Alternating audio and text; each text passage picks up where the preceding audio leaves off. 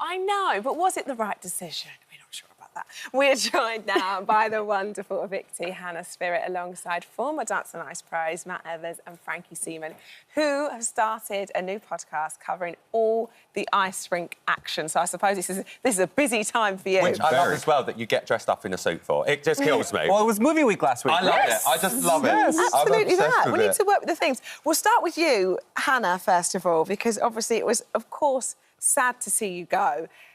How was that experience for you? Because I think when we have people on the sofa and we talk like reality shows and we talk kind of the competitions, for me, Dancing on Ice is the bravest choice because all I hear is injury after injury. Like, it's a real skill. It's not like sort of learning something that you can half wing. This is a real skill, isn't it? Yeah, I'm kind of glad I'm out of it in one piece. Do you know what I mean? And I've got everything intact. She's happy to be on the sofa. Works, yeah. And I could watch it next Sunday on the couch.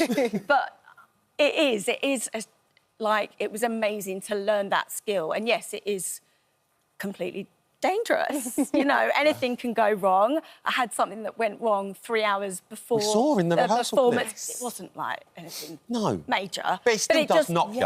Of course.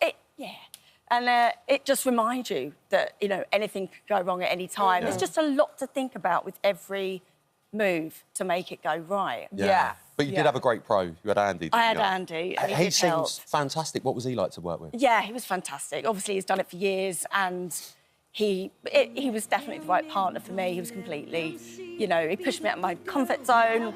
And yeah, it was just amazing. It was That's just what a you joy need, isn't it? When you're embarking on something like that, you need a real good, solid partner, don't you? I can only imagine that. Look at you there as Elsa. Look, your daughters must have absolutely. Not even that. I'd have that like, on my gravestone. You know what I mean? I did that. They must have loved watching you perform. Do you know what my little is? She went, does Mummy have Elsa's superpowers? I know. Clearly you do. Yes, you do. Yeah. And Their so faces, though. I know, their little faces. faces. So That's what it's all about, isn't it? And we know exactly. you've got an autoimmune disease, and that's got involved when it's come down to training at points. So you've had to miss a few rehearsals. Yeah. How much impact did that have on the whole Dancing on Ice experience? It had a massive impact on the start, especially. I felt like I've only really come into my own in the last 2 weeks. Right. And I've been solid in terms of feeling good every day.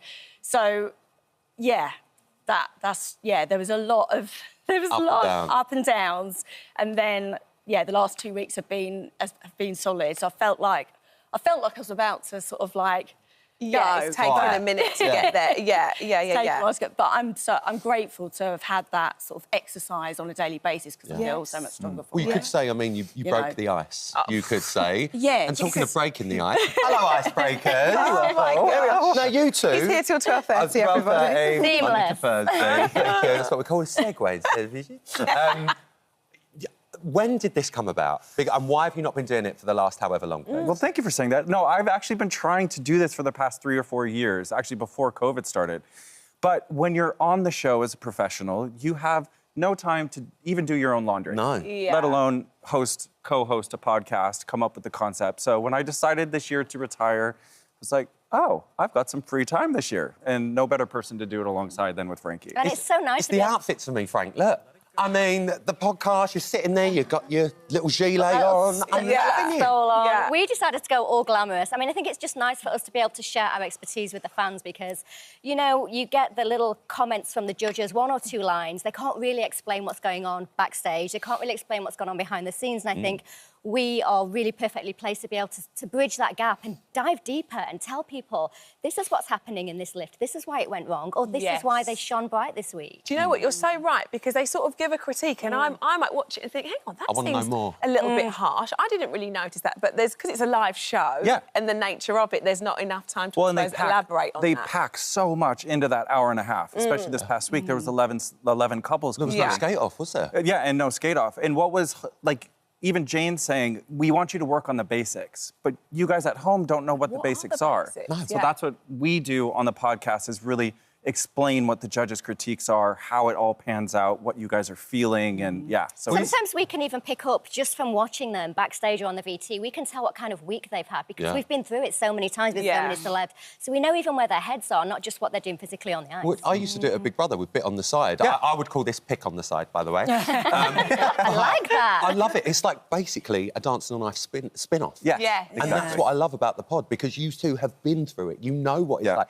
And we don't get to see that much, especially when you've got so many contestants. The time is so There's a lot short to on the get main through, show. isn't there? To have that sort of debrief is fantastic. Why have you only just started doing it? Why have you I don't been doing it know. forever? I don't know. It's so but strange thankfully- because we work together so well as well, and it's so nice to have Matt here in the country and to be able. We were going to do this from our bedrooms, literally from him from LA and me covered in cats. It's giving obviously. COVID. It's giving Obviously. COVID. And then we've got this amazing studio now, and it's so nice to be back together, not on the ice, but back together. It's lovely. So who have you got your eye on? I know, because it must be hard to be objective. You've worked on the show for a long time. Who, for you, is up there? I have to say, out of the 16 series that we have had from day one, this is probably the deepest pool of talent that we have had.